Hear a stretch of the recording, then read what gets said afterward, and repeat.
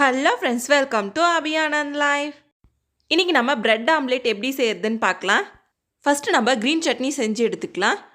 கொஞ்சமாக புதினா, 4 பச்சை மிளகா, ஒரு துண்டு இஞ்சி, ஒரு பிஞ்ச் அளவுக்கு உப்பு, புளி ஒரு சின்ன துண்டு சேர்த்திக்கலாம். லைட்டாக தண்ணி சேர்த்திட்டு நம்ம கிரைண்ட் பண்ணி எடுத்துக்குவோம்.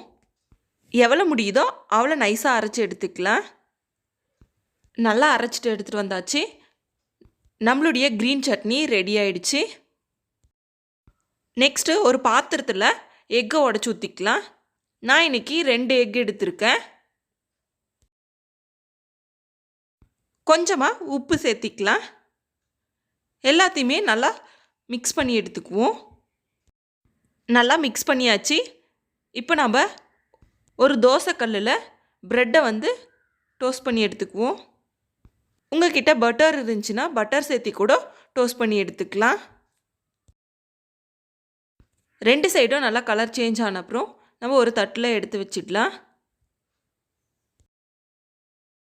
அதே தோசைக்கல்லில் நம்ம எக்கை பீட் பண்ணி வச்சுருக்கிறத சேர்த்திக்கலாம்.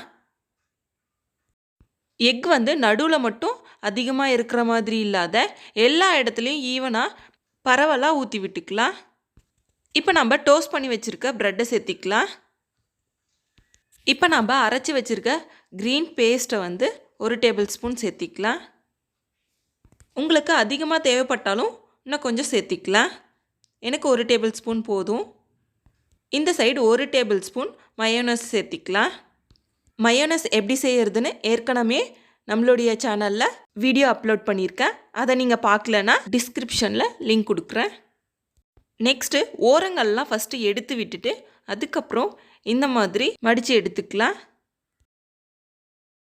அவ்வளோதான் ஃப்ரெண்ட்ஸ், நம்மளுடைய பிரெட் ஆம்லேட் ரெடி ஆகிடுச்சு. கண்டிப்பாக நீங்களும் ட்ரை பண்ணி பாருங்கள். அதுக்கு முன்னாடி நம்மளுடைய சேனலை சப்ஸ்கிரைப் பண்ணலைன்னா சப்ஸ்கிரைப் பண்ணிக்கோங்க. பக்கத்தில் இருக்கிற பெல் ஐக்கானை கிளிக் பண்ணிக்கோங்க. அப்போ தான் நான் போடுற வீடியோஸ்லாம் தொடர்ந்து உங்களுக்கு நோட்டிஃபிகேஷனில் வரும். தேங்க்ஸ் ஃபார் வாட்சிங்.